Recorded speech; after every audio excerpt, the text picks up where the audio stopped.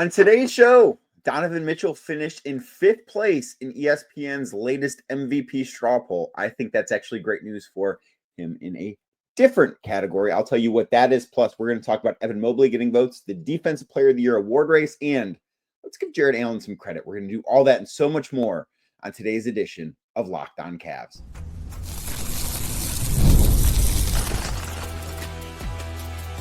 You are Locked On Cavs, your daily Cleveland Cavaliers podcast. Part of the Locked On Podcast Network, your team every day. What's up, everybody? My name is Danny Cunningham. You might know me from my time covering the Cleveland Cavaliers, places like my Substack, The Inside Shot, Cleveland Magazine, 92.3 The Fan, and a number of other stops along the way. I want to say thank you to you for making Locked On Cavs your first listen today and every day. You can find the show anywhere you get your podcasts, Apple, Spotify, anywhere else. Drop us a 5-star rating. Leave us a nice review. Be a friend. Tell a friend about Locked On Cavs. Make sure you're subscribed. Make sure a friend is subscribed as well. And if you're watching the show on YouTube, do me a favor. Hit that thumbs up button for me. Click subscribe and hit that notification bell so you don't miss the latest Locked On Cavs content. A proud part of the Locked On Podcast Network, your team every day. And today's episode is brought to you by FanDuel, because right now new FanDuel customers can get $200 in bonus bets when your first $5 bet wins. It's $200 in bonus bets when that first $5 bet wins with FanDuel. Earlier this week, the third and final Tim Bontemps straw poll came out for the MVP race over at ESPN. This is something that Tim has been doing for a number of years now, and this is historically a pretty accurate thing. What Bontemps does is he surveys, I believe it is 100 possible awards voters as to just get the vibe, their feelings, where they are at right now with the MVP race. Of course, there are still things to be decided. There are still games left this season. The season, despite being nearly over, isn't entirely over, and these things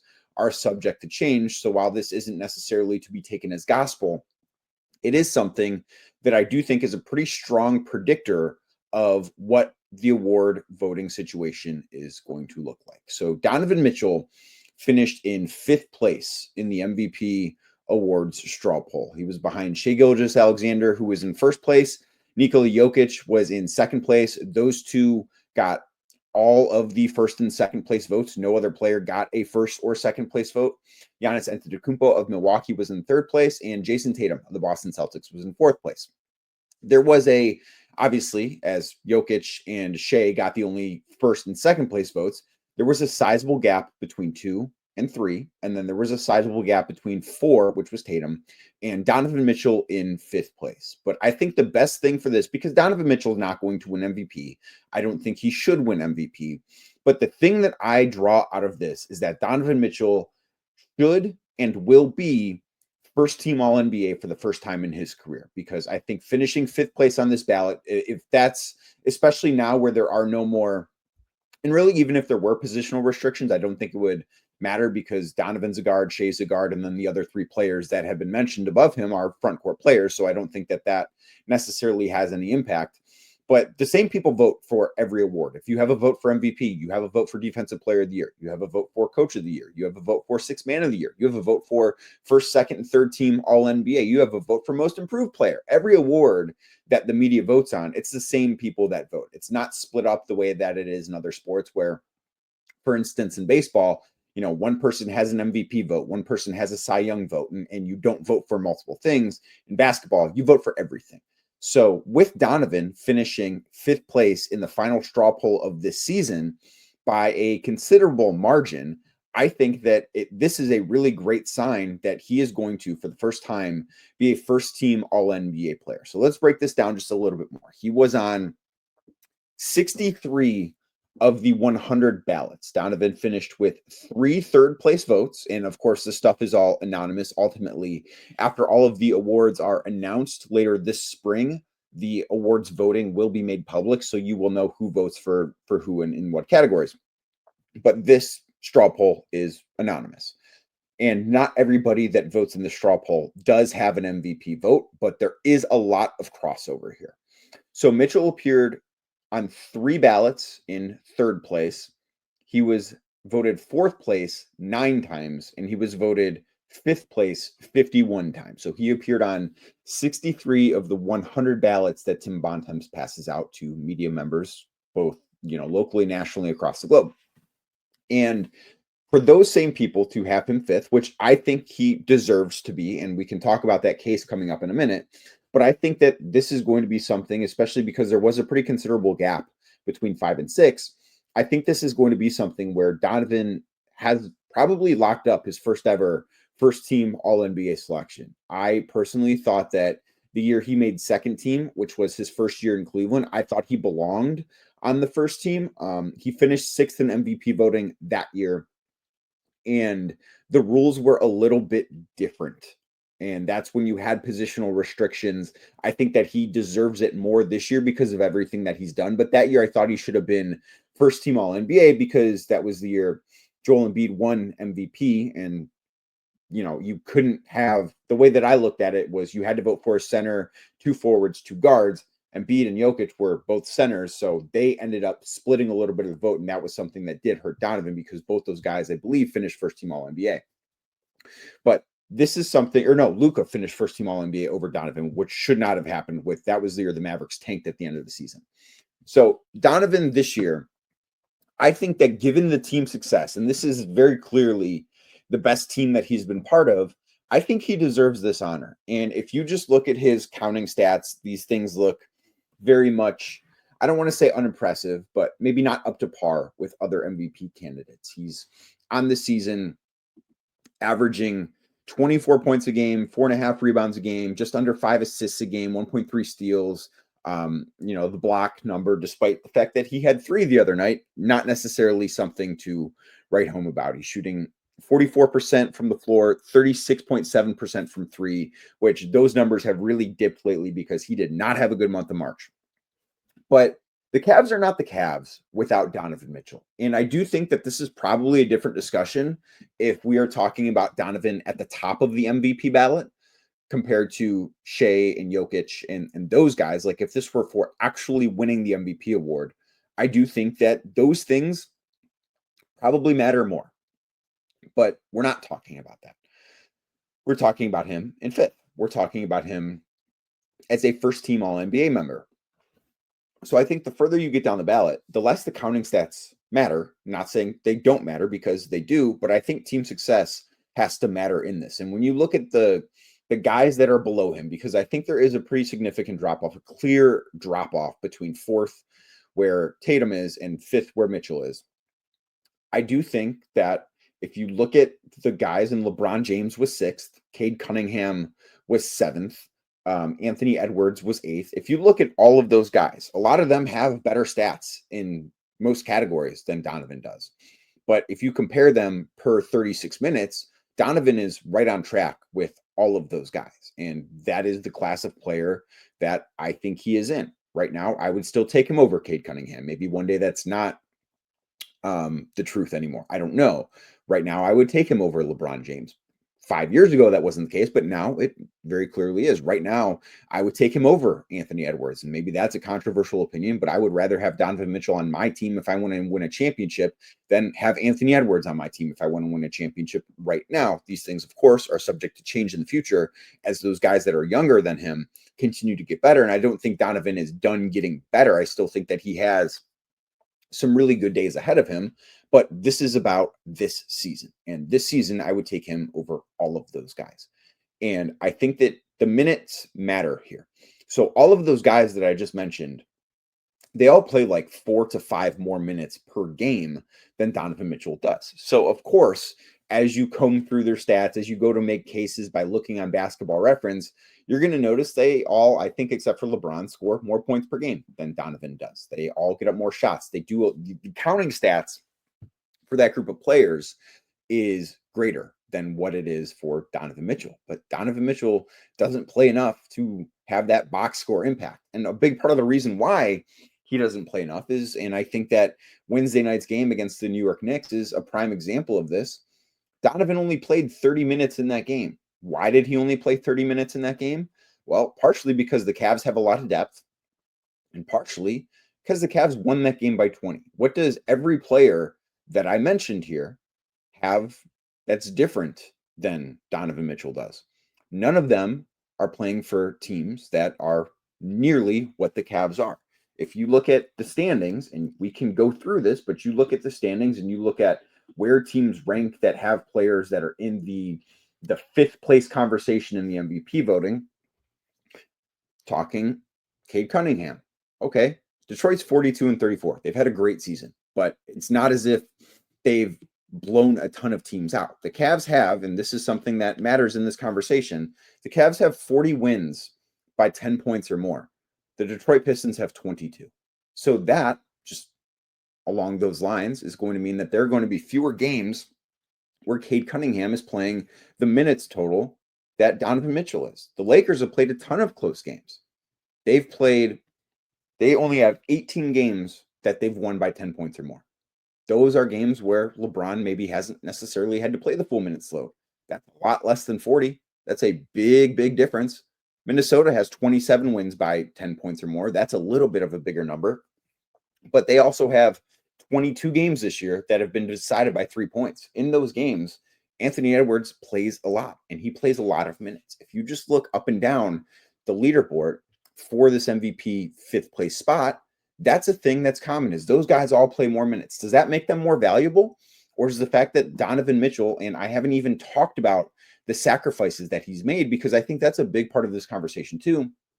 But Donovan hasn't needed to do that because he and his team have taken care of business early on in games so much more frequently than anyone else in this conversation has. And as far as the sacrifice goes, the Cavs are not what the Cavs are this year without Donovan Mitchell being willing to take on a new role where he has empowered Darius Garland, where he has empowered Evan Mobley, who also did get votes in this straw poll, and we will talk about that coming up in a minute.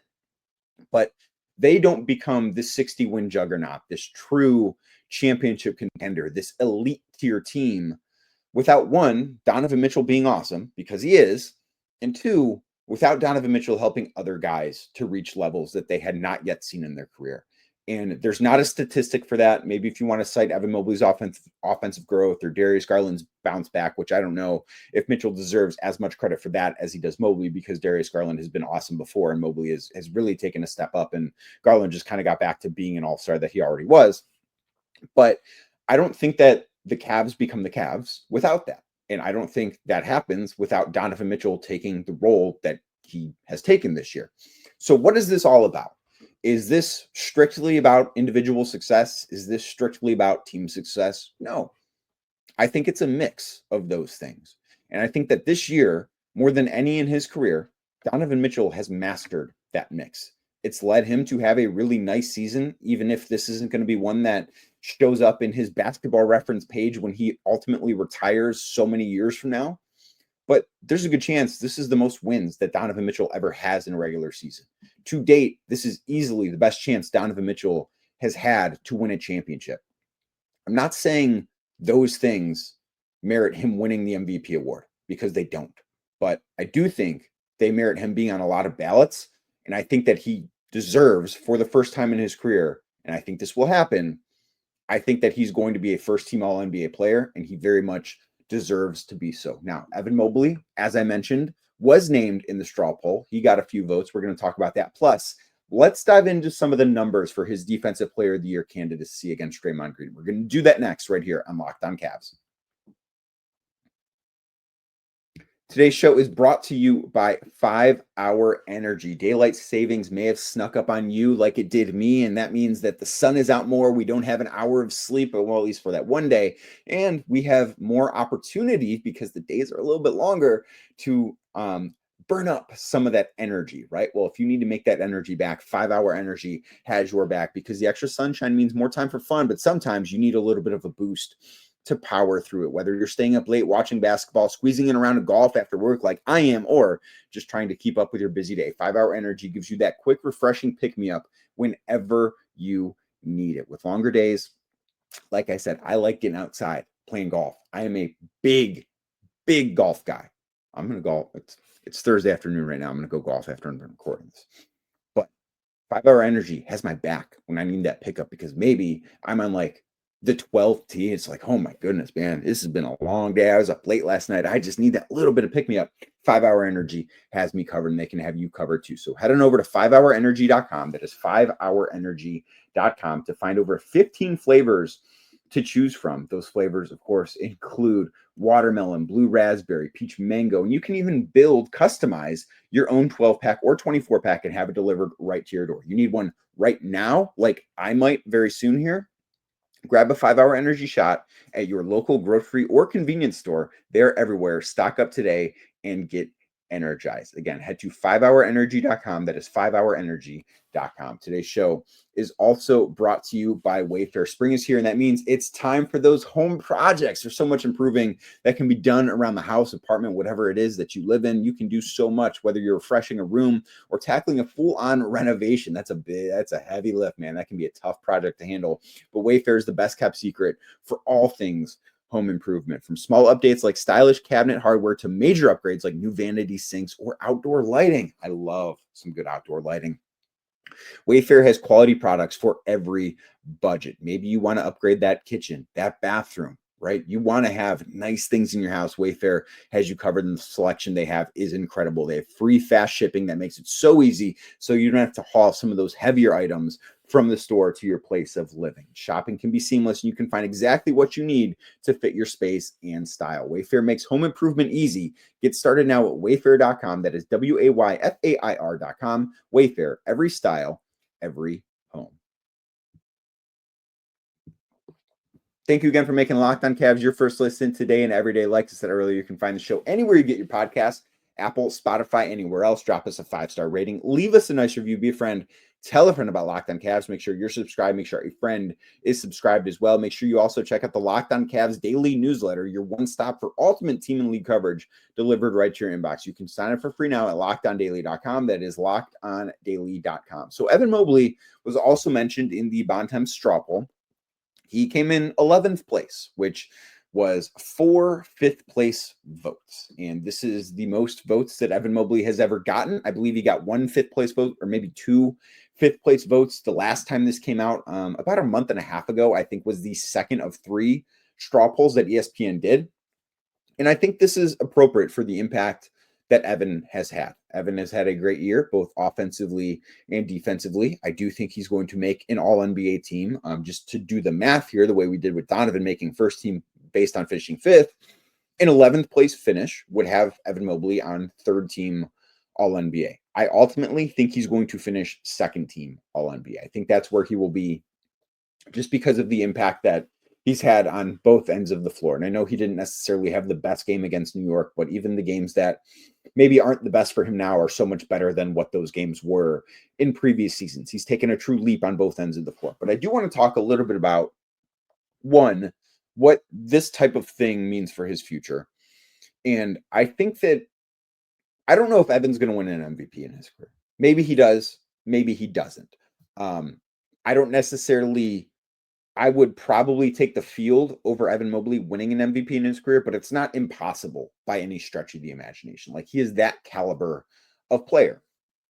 But I do think that a year from now, we'll probably be talking about, who deserves the 3rd, 4th, 5th place MVP votes between Donovan Mitchell and Evan Mobley. Like, I think both of those guys are going to be in this conversation next year and for years to come, because they're both awesome players. And Evan in particular has a lot of room yet to grow still.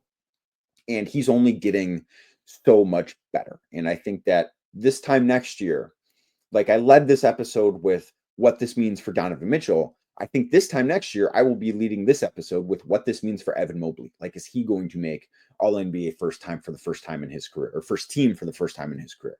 That's the kind of trajectory that I think Evan is on. And I think that this poll really does speak to that. I think that this is just kind of a little bit of a tease, maybe a little bit of a glimpse as to what Evan's going to be in the future. The other thing that this voting maybe does, maybe doesn't, I don't know, have influence on is the Defensive Player of the Year award. And of course, Evan has been one of the favorites since Victor Wembanyama was ruled out for the season due to blood clots, which that happened right after the All-Star break. I believe that was before the first game the Cavs played. Yeah, because I was in Brooklyn. That was before the first game that the Cavs played after the All-Star break. And Evan instantly became the number 2 player on that on FanDuel for as far as favorites go. He was behind Jaren Jackson Jr., and then he outplayed Jaren Jackson Jr. in one game and leaped over him and then outplayed him again. And Jaren Jackson Jr. missed some time, and now Jaren has fallen pretty significantly far down the leaderboard.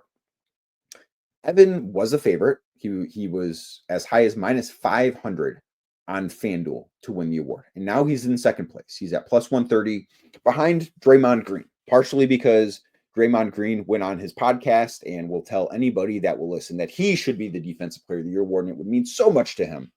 But I don't know that the numbers necessarily tell the entire story. And have the Cavs underachieved defensively this year? Sure, you can make the case for that. I think they probably have. And I think part of that is because they've done so many different things in preparation for the postseason. This season for the Cavs has been about how can we make ourselves better to win a championship? What can we do defensively to make sure that we are as prepared as possible for when the postseason arrives, as opposed to, hey, no, we just need to put Evan in the best spot over and over and over again so he looks great and wins the Defensive Player of the Year. That has never been a thing. So Kenny Atkinson was asked about this. I believe it was prior to the game against the Knicks on Wednesday. And he basically talked about the on-off numbers as being something that he looked into. So I wanted to look into this too. So I pulled up Cleaning the Glass on Thursday. And the Cavs overall have a defensive rating of 112.9, which, as I mentioned, this is according to Cleaning the Glass. The NBA.com numbers are a little bit different. This factors out garbage time. I think this is a little bit more of a true indicator, which I think is 8th in the NBA. Like, it's not bad, but I do think the Cavs should be better than that. The Golden State Warriors are just ahead of them at 112.2. When Evan Mobley is on the floor, the Cavs have a defensive rating of 110.8, which is a top 5 defense in the NBA.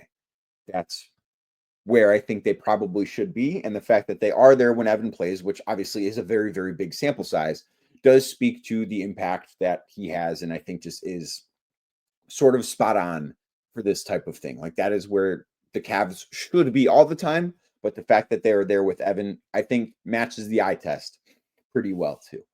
So they're 110.8 when Evan Mobley is on the floor. When Evan Mobley is off the floor, the Cavs fall off a cliff defensively. They are 115.8. That is a bottom half of the NBA defense. So they go from being top 5 when Evan Mobley is on the floor to like 17th in the NBA when Evan Mobley is off the floor. That is, to me, a pretty big gap, and I do think tells a good story of how impactful Evan Mobley is defensively. That is, we can all do the math here.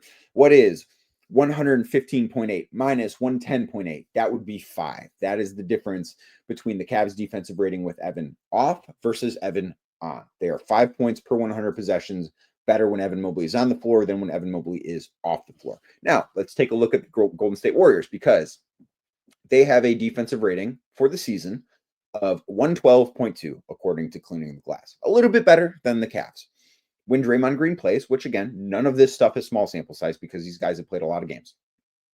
When Draymond Green plays, when he's on the floor, I should say, the Warriors have a defensive rating of 110.7. So they are 1/10 of a point better than the Cavs defensively than when Evan plays, right? That speaks to, I do think Draymond's a very good defender. Like, I'm not arguing that.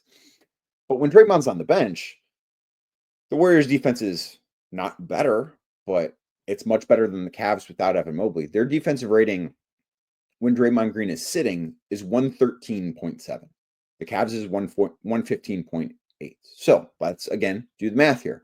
What is 113.7 minus 110.7? Everybody together now? 3. So the Warriors' difference without Draymond versus with Draymond is their defense is better with Draymond by 3 points per 100 possession. The Cavs' defense is better with Evan versus without Evan by 5 points per 100 possession. I think that is significant enough of a gap when you consider all of the things that Evan does. And is Evan as good in some areas as Draymond Green is in some areas? No. I think Draymond's probably better on the perimeter, but I think there are plenty of things that Evan does that he is much better at than Draymond. I don't think that either of these guys, obviously, we're talking about Defensive Player of the Year here.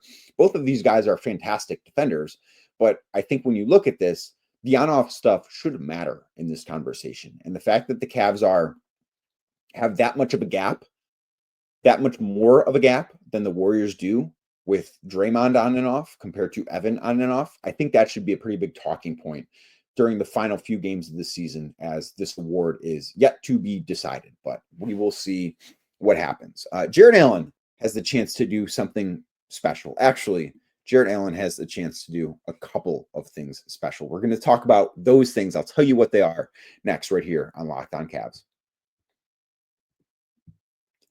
Today's show brought to you by FanDuel. Basketball in full swing. Baseball also back, so I've been told. Haven't had time to watch, but I've been told it's been back. I have actually bet on FanDuel on some guys to hit home runs. So it's funny, on opening day for the baseball season, super in the baseball spirit, I tried to watch, couldn't watch. Technology failed me. But I log on to FanDuel. I'm like, you know what? Who's going to hit some bombs today? Who's going to hit home runs? And I picked like 5 or 6 guys, Aaron Judge, O'Neal Cruz. I think I picked Freddie Freeman, maybe Mookie Betts. It's like, these guys are all going to go deep, and I'm going to get rich. What happened? None of them went deep, and then they all hit home runs in the second day of the season, and I didn't bet on any of them to do as such because I'm an idiot. But you can have fun, and you can win on dudes hitting home runs, which is what everyone wants. Love the long ball in baseball. Dingers are the best. I want to win money on dingers. I didn't on opening day, but you can every single day of the season with FanDuel, whether you want to bet on the remaining games in the NCAA tournament, whether you want to bet on the remaining games in the NBA season, you can do it. Or, as I mentioned, baseball with FanDuel. And right now, new customers can get $200 in bonus bets when your first $5 bet wins on FanDuel. That's 200 extra bucks to use on everything on FanDuel. Buzzer beaters, basketball this weekend, baseball. Who's going to be cutting down the nets on Monday night? I don't know who it's going to be. I have no idea, but you might, and you might be able to win some money on that. The FanDuel app is simple to use. When you win, you get paid instantly. There's no waiting around. So visit FanDuel.com. That is FanDuel.com, and get in on the action with college hoops, NBA, baseball, all season long. Again, new customers, your first $5 bet wins $200 in bonus bets. Just visit FanDuel.com or download the FanDuel app. That is FanDuel.com. Today's show is also brought to you by Epic, where every team knows the value of hard work,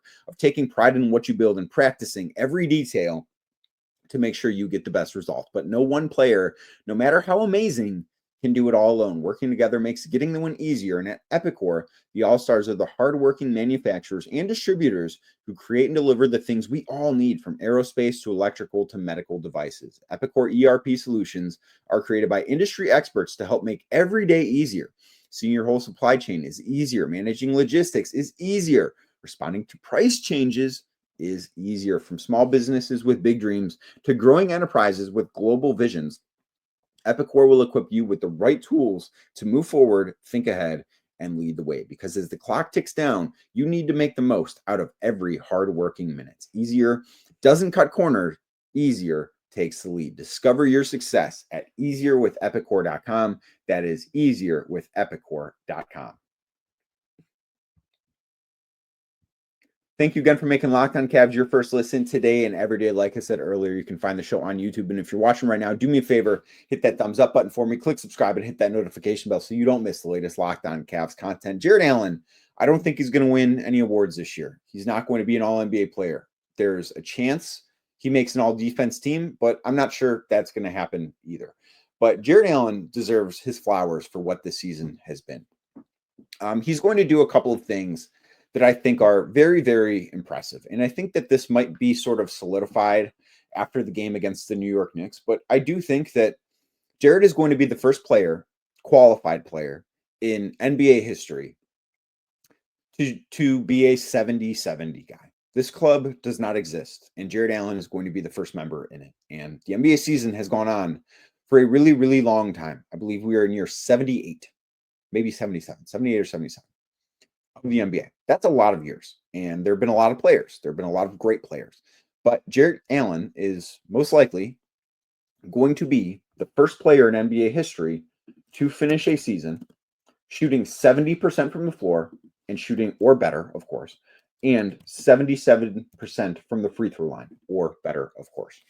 So through 76 games, Jarrett is shooting 71% from the field. This is really boosted up in the last several games because he's just been on a tear, like going 9 of 10 against the Knicks. He's had some incredible games lately. He was 9 of 10 against New York. He was 11 of 12 against the Clippers.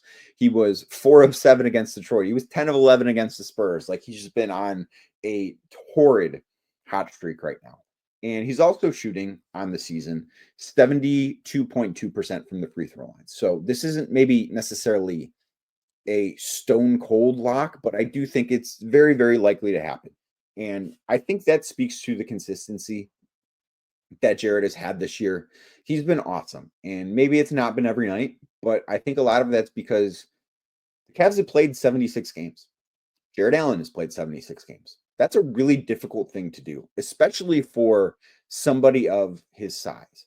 I think it's one thing for a wing or a guard to do that, but I think it's another thing for a big guy to do that, where it's not because of crazy athleticism that he's successful. And he's a very, very good athlete, don't get me wrong.